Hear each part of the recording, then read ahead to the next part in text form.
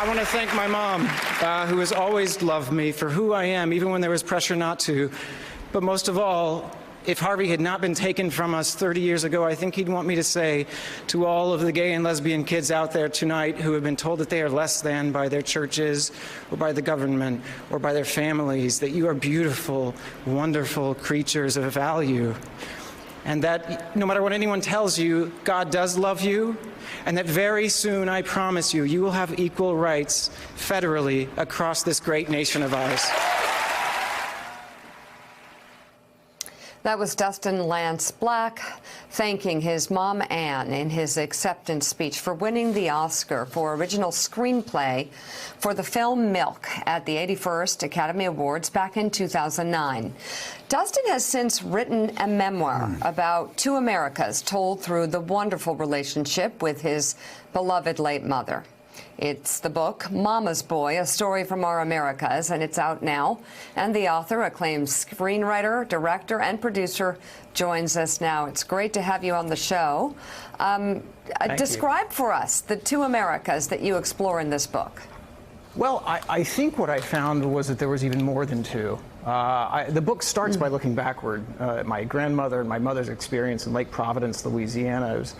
It was a very conservative youth for her, and it got even more conservative as she joined the Mormon Church. She had polio as a child, and these cute, very cute Mormon missionaries came by promising her a perfect body in the afterlife, a family in the afterlife, and she joined up. So, you know, I grew up in a family that was about as conservative as it gets, Mormon, military, Texan, Arkansas, and then I somehow came out of this. This coastal kid who decides to go to art school instead of going on a mission. And I started to explore in my own life these two different Americas.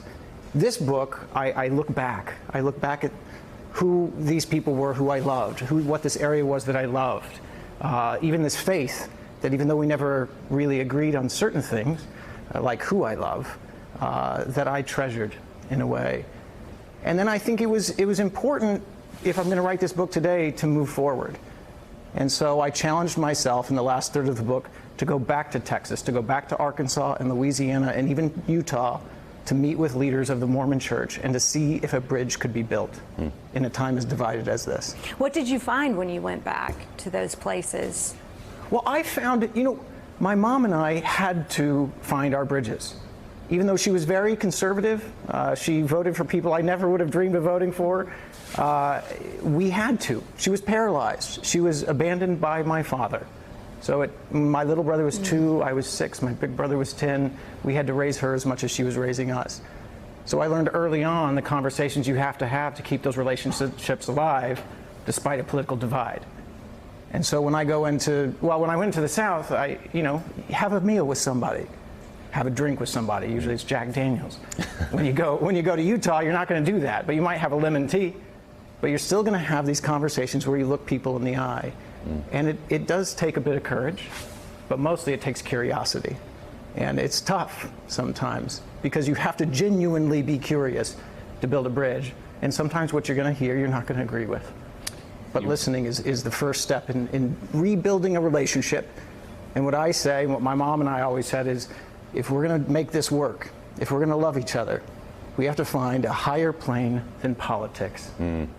It's a tough thing to find these days, you know, and I think that's been part of the challenge on this tour that I did, that I describe in this book, is helping people understand that there might be something that we can define ourselves by that's not political.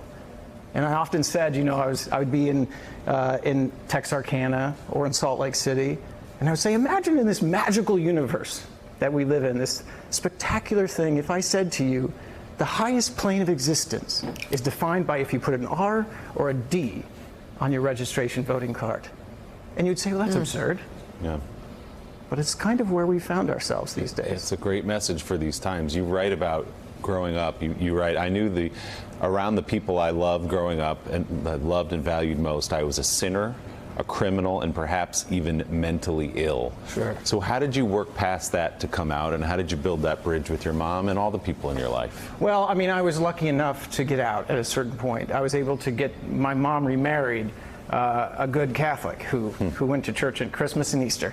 And we made our way to California, and I started meeting actual gay and lesbian people, and they didn't have the horns that the Mormon prophet had told me that they would have, and they didn't seem ill, and in fact they seemed quite happy. And so I had good examples, and I was able to get stronger. But I have to say, right now in this country, we need every state to feel that equal, and for these LGBT kids to have that feeling that they have an opportunity to exceed equally. It's why I think passing right now the Equality Act is so important. And when I hear these Democratic candidates out on the trail, I want to hear more about the Equality Act.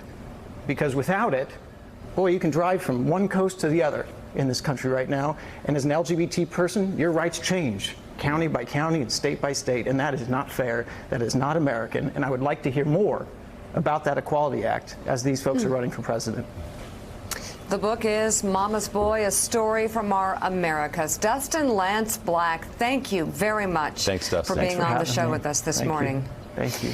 And that does it for us this morning. Stephanie Ruhle picks up the coverage right now. Thanks for checking out MSNBC on YouTube, and make sure you subscribe to stay up to date on the day's biggest stories. And you can click on any of the videos around us to watch more from Morning Joe and MSNBC. Thanks so much for watching.